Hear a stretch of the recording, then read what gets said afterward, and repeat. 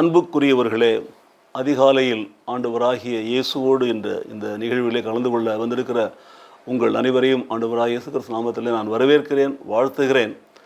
நாம் உபாகமம் 28ஆம் அதிகாரத்திலே 12ஆம் வசனத்திலே இப்படியே நாம் வாசிக்கிறோம். ஏற்ற காலத்திலே உன் தேசத்திலே மழை பெய்யவும், நீ கையிட்டு செய்யும் வேலைகளையெல்லாம் அவர் ஆசீர்வதிக்கவும், கர்த்தர் உனக்கு தமது நல்ல பொக்கிஷசாலையாகிய வானத்தை திறப்பார். நீ அநேகம் ஜாதிகளுக்கு கடன் கொடுப்பாய், நீயோ கடன் வாங்காதிருப்பாய். பார்த்தீங்களா?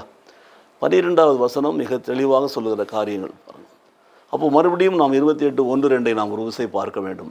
இன்று நான் உனக்கு விதிக்கிற உன் தேவனாய கர்த்தரின் சத்தத்திற்கு செவி கொடுத்து, கவனமாய் செவி கொடுத்து அவங்களின்படி உண்மையை நடக்கிற பொழுது பின்னர் சொல்லப்படும் ஆசீர்வாதம் உண்மையிலே பலிக்கும்.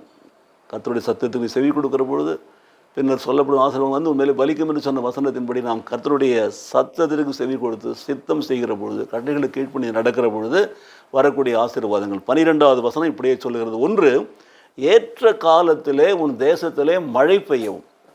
இன்றைக்கு மழை இல்லை மழைக்காக ஜெபம் இதெல்லாம் நிறைய இடங்களில் பார்க்குறோம். பார்த்தீங்களா? எலியா பாடுள்ள மனுஷனாக இருந்த போதிலும் கூட மழை பெய்யக்கூடாது என்று சொல்லி ஜெபம் பண்ணுற பொழுது கர்த்தர் 3 வருடங்கள் மழையை நிறுத்தி வைத்திருந்தார்.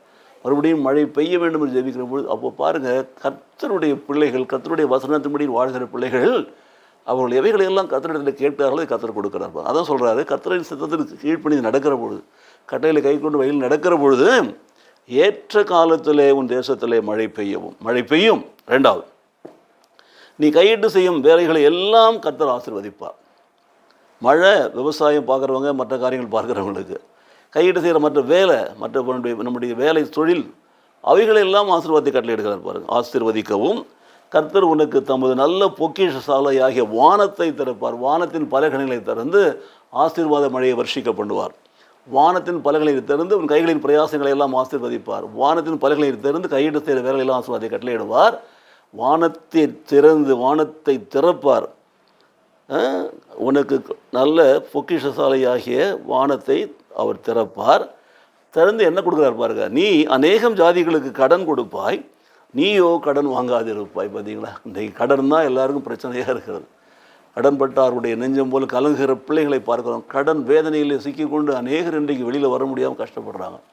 ஆனால் கர்த்தரின் சத்தத்துக்கு செவி கொடுத்து கட்டளைகளை கை கொண்டு அதன் வழிகளில் நடக்கிற பிள்ளைகளுக்கு சொல்கிறாரு, வானத்தின் பலகணிகளை திறந்து நல்ல மழையை வர்ஷிக்க பண்ணி கையிட்டு செய்கிற வேலையெல்லாம் ஆசீர்வாதத்தை கட்டளையிட்டு அவர் நமது பொக்கிஷ சாலை, அங்கே தான் எல்லா பொக்கிஷங்களையும் வைத்திருக்கிறார் வானத்தில், அங்கேருந்து நமக்கு அனுப்புகிறார்.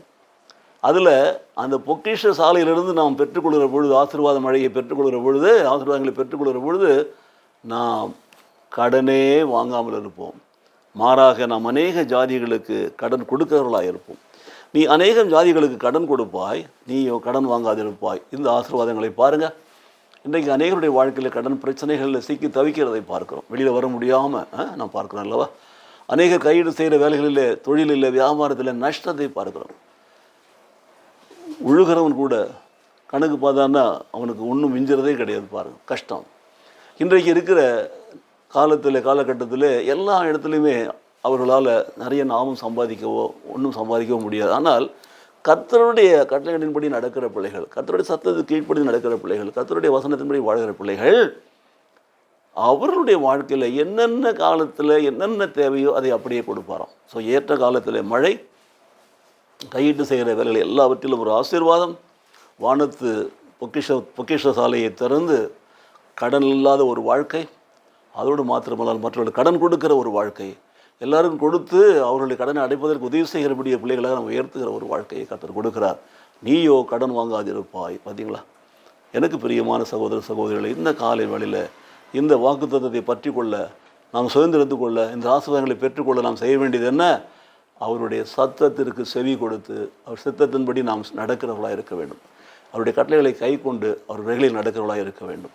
அவருக்கு பிரியமானது நாம் செய்ய வேண்டும். இது மட்டும் செஞ்சிட்டோம்னா இந்த ஆசீர்வாதங்கள் நாம் உள்ளே வரப்போகிறது. மழை பெய்யும், ஆசீர்வாதங்கள், எல்லா செயலிலும் சொல்லிலும் ஆசீர்வாதங்கள், எல்லா தொழிலிலும் ஆசீர்வாதங்கள், பொக்கிஷ சாலையை திறந்து கடன் இல்லாத ஒரு வாழ்க்கை, கடன் கொடுக்கிற ஒரு வாழ்க்கை. ஜெபிப்போமா? உங்களை நேசிக்கிற நல்ல பிதாவே, இந்த காலை வேளையிலே நம்ம சமூகத்தில் வந்திருக்கிற பிள்ளைகளுக்காக நாங்கள் ஜெபிக்கிறோம் சுவாமி.